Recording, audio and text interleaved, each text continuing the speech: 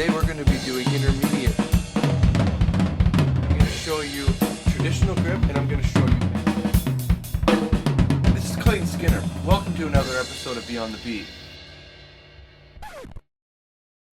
Hello, my name is Clayton Skinner and this is part 2 of playing shuffles on your snare drum. So this video is just basically going to go a little bit more advanced than the last video. In the last video I just gave you a few snare patterns, like the snare shuffle patterns, but we kept the bass drum on 1 and 3 just for simplistic sake, or simplicity. I don't know if that's a word. Anyway, in this one we're going to be adding bass drum to lots of different parts. We're also going to be moving around shuffles. So, bear with me. I hope you enjoy. With beat 1 now, we're basically going to cover every note that's going to be played. Basically, not every note, but similar. You're going to be playing a shuffle with your feet, with your bass drum, and you're also going to be playing a shuffle with your snare hand. In my case, it's left-handed. I should stop saying this, it's probably just confusing you. Anyway, with your hi-hat, you're going to be playing quarter notes on your hi-hat, you're going to be playing shuffles on your snare, and you're going to be playing shuffles with your feet, played in the exact same time that you're playing your snare hand. This will just get you used to playing your bass drum at the same time. You just want to make sure that everything lines up smooth. Pretty confident that you can do this. Let's get it done. Now!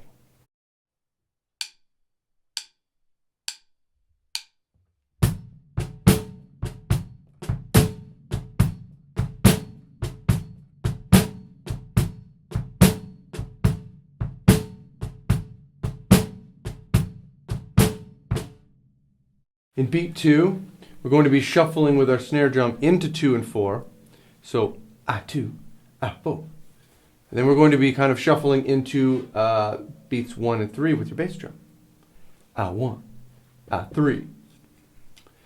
So now it's just going to bounce back and forth between your bass drum and your snare drum. Remember to keep that solid quarter note pattern on your hi-hat or your ride, whenever. Yeah.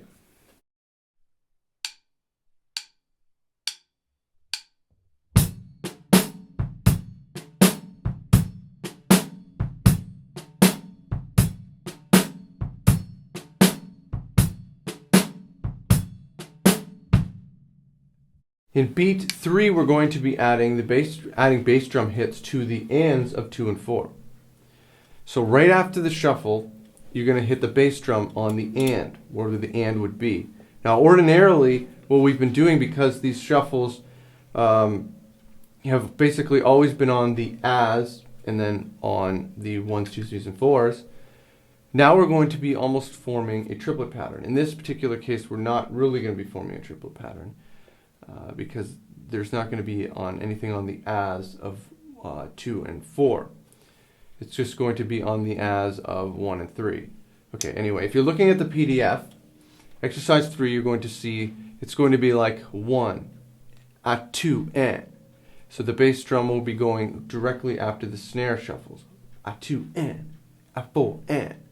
So you want to make sure that when you're playing this, you want to make sure that you're counting that proper triplet pattern. Almost like keep constantly thinking in 3s. Anyway, listen to my demonstration, count along while I'm playing it, and then do it yourself. See how you do.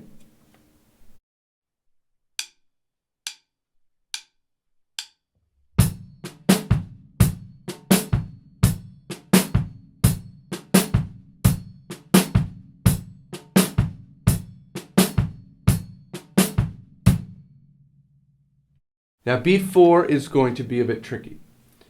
In the last video I explained to you about how when you're adding bass drum, when you're adding a different limb that's playing at the same time as another limb, when the one limb has to be louder than the other and you have to use different dynamic levels, that can get tricky. In this case, in exercise 4, you're going to be adding the bass drum on the A of 1 and then the A of 3. That is the first note of the shuffle pattern when you're playing it on the snare drum. 1, A2, A4. That first one, the A, is going to have a bass drum attached to it. So, this is what you're going to do. The bass drum on that one doesn't necessarily need to be as powerful as the 1 and 3. You do want to have somewhat slightly of a dynamic than you played on 1 and 3. But the snare hit has to be quiet. You want it obviously to still be audible, but you don't want it to be overpowering. It's not supposed to be as loud as the bass drum, and it's not supposed to be as loud as the snare hit that's going to precede it, which will be the 2 and 4, which is your backbeat. Listen to my demonstration of this and count along, and listen to the articulation between the notes.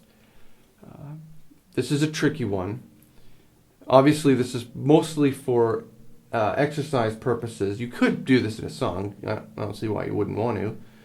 But mainly, you want to use this as an exercise. So, give it a try.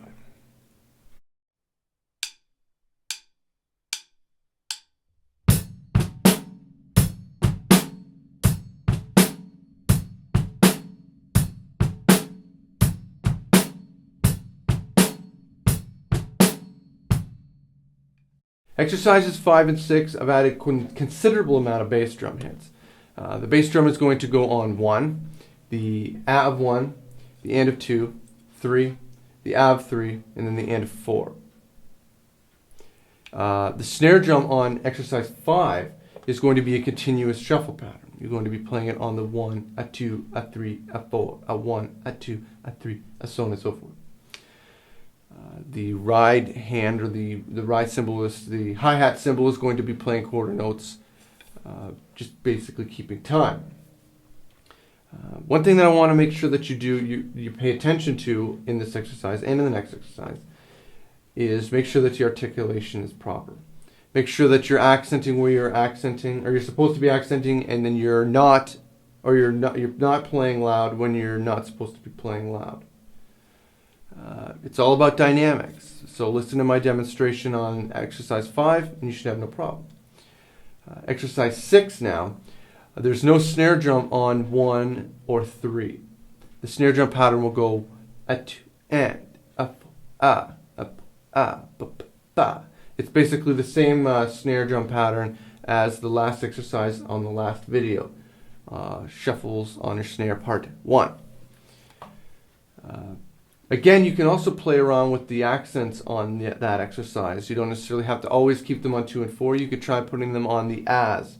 The 1, 2, da, da. It's up to you. That's a little bit advanced, but again, it's up to you. If you want to try it, go ahead. So yeah, beats 5 and 6, listen to the demos, count along to them, listen to the articulation, listen to the dynamics. They're basically the same word. Yeah. Okay, do it.